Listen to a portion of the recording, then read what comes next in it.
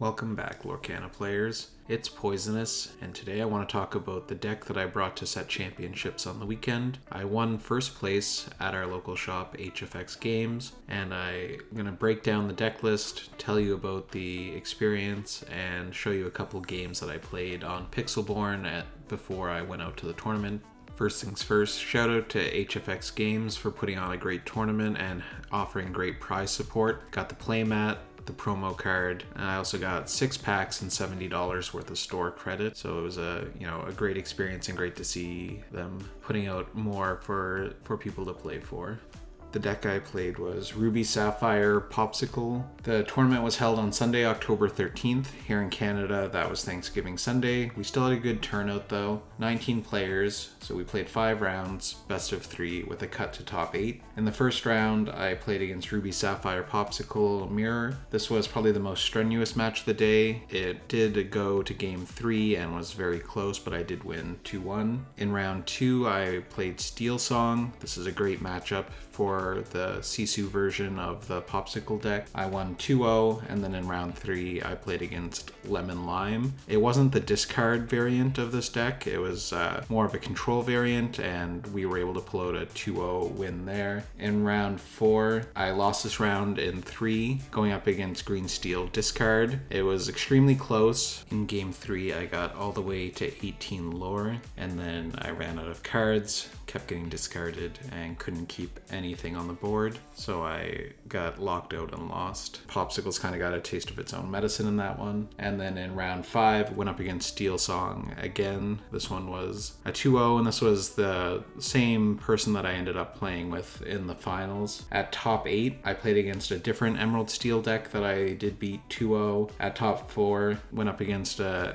extremely interesting green-purple deck. This deck actually managed to knock out a lot of green steel players throughout the day, and I did win 2-0, but it was a great match. And then in the final, like I said, I played the same person from round 5, and I did win 2-0 in the finals against Steel Song. It's a pretty heavily favored matchup for this deck, so it wasn't too surprising, and I was happy to see that as my final matchup to finish out the tournament. But all in all, it was a great day, and lots of great players showed up, and we had a great time. Let's take a look at the deck list. I have the deck posted on my Dreamborn. The link's in the description for the video if you want to check it out there. It's a pretty standard looking red-blue list. Couple of things that I've kind of changed. I've taken out 1 Be Prepared and put in 1 Scar to try and get around the Ursula Song removal or the Peat preventing actions from being played. I've also included 2 Hideaways to help with the mirror match, or in the event that you play against Red Purple, to help deal with their locations. I've also put in a Ruby Chromacon. This is something to give your characters +1 strength, and this can be useful to power up Maui to take out something like the Queen's Castle, or to give Tipo +1 attack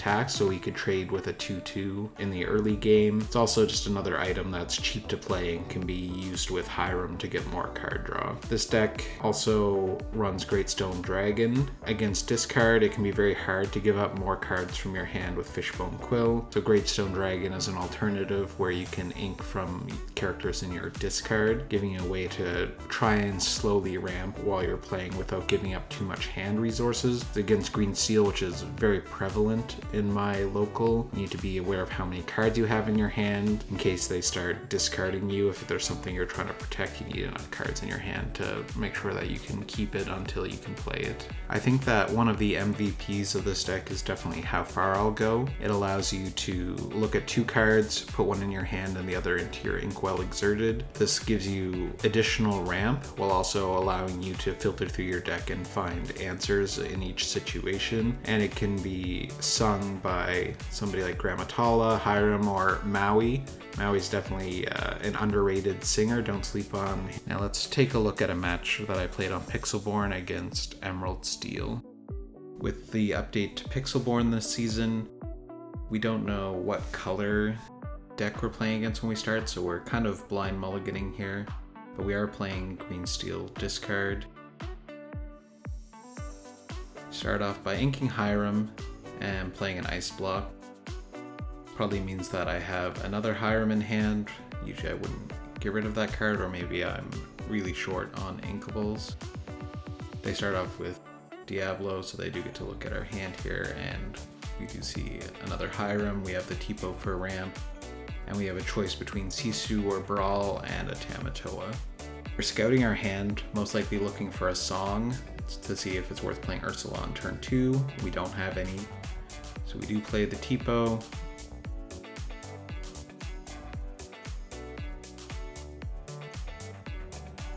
We're now at 3 ink, so if they shift Diablo, we do have the option for Brawl or Sisu to get rid of it.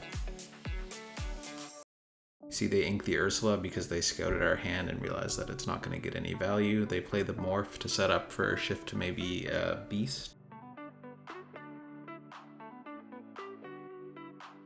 And they also go ahead and shift the Diablo. They're going to get at least 1 card draw off it, although I'm sure they expect it to be removed after seeing our hand.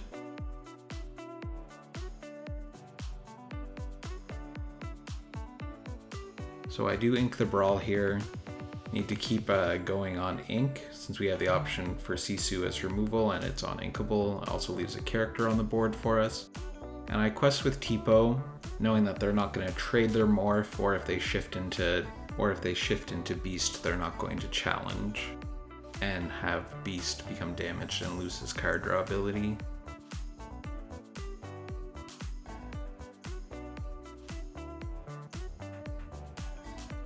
So as expected, they do have the shift line for Beast.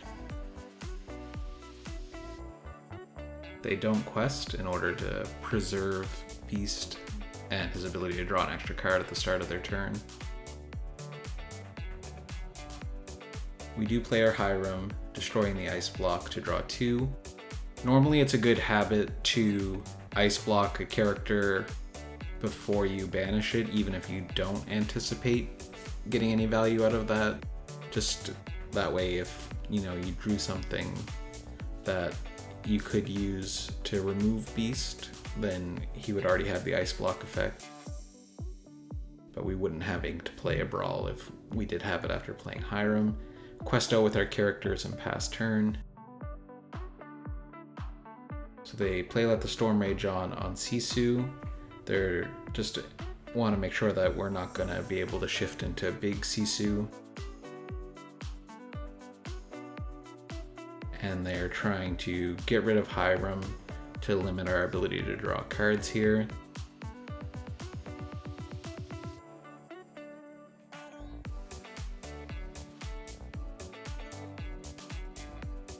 And of course with Bruno, I find they always hit the card that they send back. So they did get rid of the Hiram. And they ink and pass.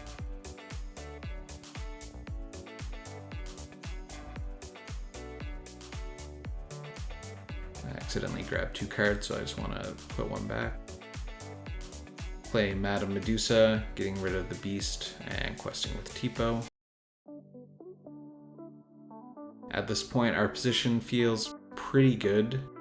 They haven't built up a board, we don't have a lot of cards in hand, but they don't have much established for us to have to contend with. They play another Beast. So we're gonna build up our resources and dig for some answers here. So we have Madame Medusa sing How Far I'll Go in order to leave enough ink for us to play a character if we do draw something good to play. So we hit Grammatala, allowing us to look at 2 more cards. Again, we're just going to keep cruising ahead looking for cards to help us and build up our hand size.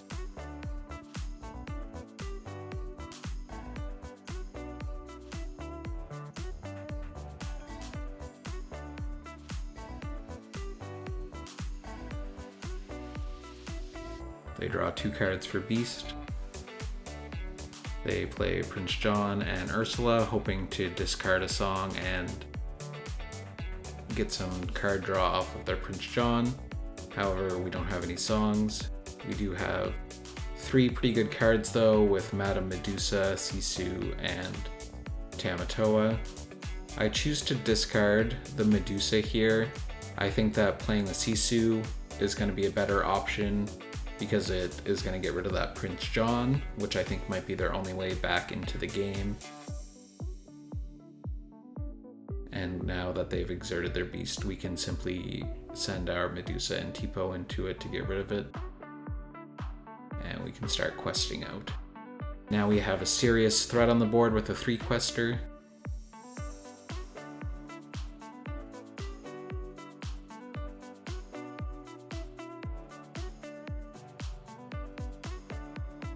So they play Anna and have us discard Tamatoa. They knew that was in our hand, and it would be a pretty hard character for them to deal with if we did get to play it. We are now top decking, and we drew a dime. We don't have enough ink to actually activate the dime, but we do get it out on the board, and now the clock is definitely on them to finish this game before we do.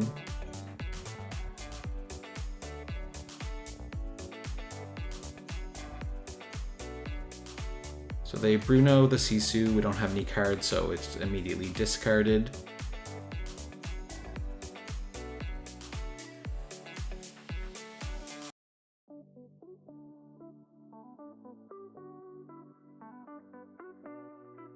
We top deck a Brawl, so we remove the Anna, and then we use Dime and quest out with our characters, gaining 3 lore.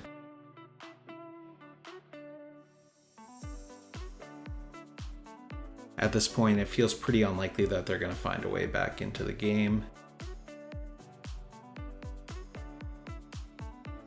We draw another removal card right off the top, removing the Ursula and pretty much locking up this game.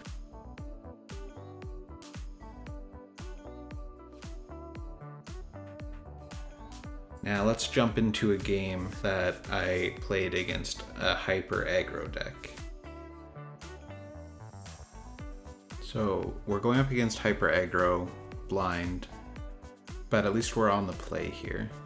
It's a very difficult match on the draw. At this point I don't know that I'm up against hyper aggro, but we don't have a turn 1 play, we didn't have a Pawpsicle or an ice block. But we see the 2-quest Lilo come down. At this point now I realize that we're gonna have to go into complete preservation mode. So we ink the Fishbone Quill. We're not going to be able to use it in this matchup. And we play Tipo. Tipo is good here because he does provide a body that can take out Lilo and survive.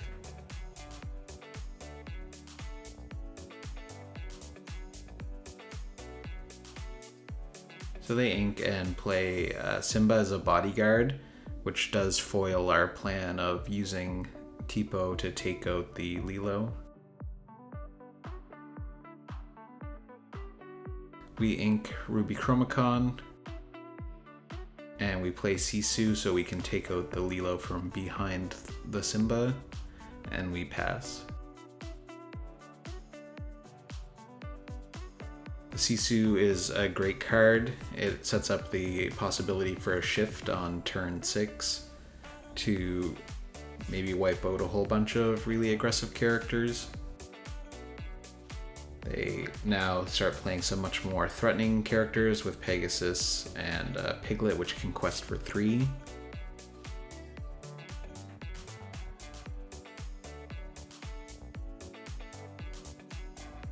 So we go up to 5 ink here, and we play Maui.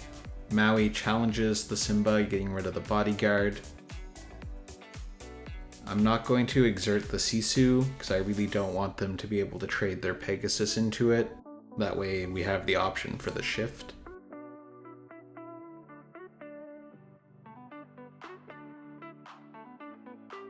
They're inking a card. They're running a proxy for the Donald Duck bodyguard that gives +1 questing.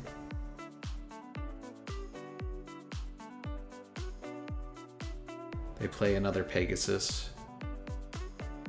And then they shift their first Pegasus into the big one. That gives their entire board evasive until the start of the next turn. So now they're able to quest with Piglet, and he can't be challenged by anything but an evasive character.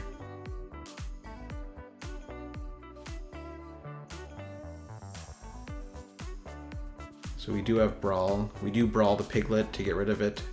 They're already at 8 ink. We can't afford for them to keep going. And we have Maui saying how far I'll go because there's nothing for him to challenge. It at least gets some value. We gain an ink, we draw a card here. And now I play an ice block, which sets up some value. If we can shift Sisu, then we can remove a character like that big Pegasus.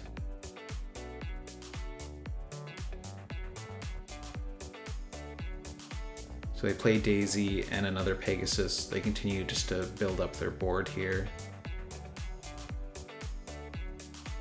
And they quest out with both characters.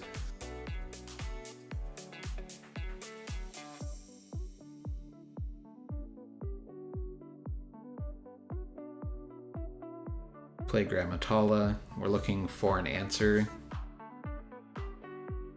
They have a very threatening board now, and we need to find an answer as soon as possible.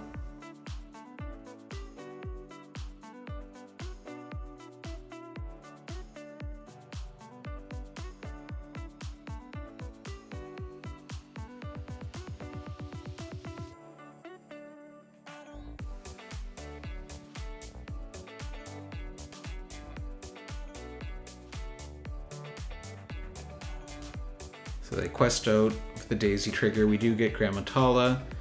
She is at least inkable, but we need an answer to their board this turn because they have lethal. And we're gonna need an answer for their board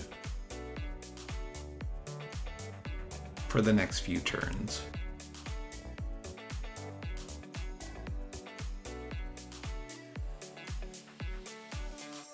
We start off by having Maui sing How Far I'll Go, gaining us another ink and another card, making sure that we select a choice that has removal.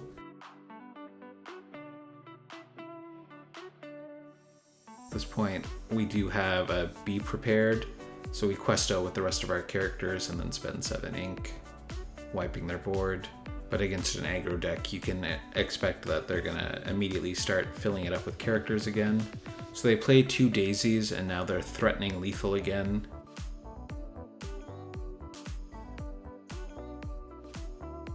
However, we do have an answer. We have the big Sisu now, which is able to remove both Daisies and gives us a 3-quester on the board. They're down to 2 cards in hand, so they don't have a lot that they can do.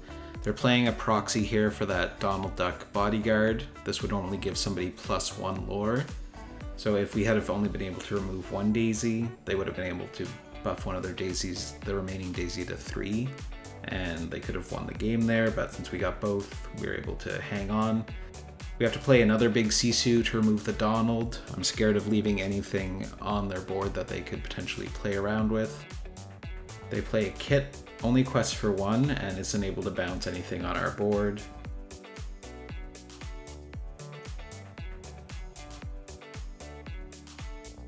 So we're up to 9 ink now. We play Dragon, remove it, and now we're actually in lethal range. So we're able to steal the game back by keeping their characters off the board and questing up to the point now where we actually won the game. Thanks for watching the video. Like and subscribe, and leave a comment. Let me know how you did in your set champs this weekend.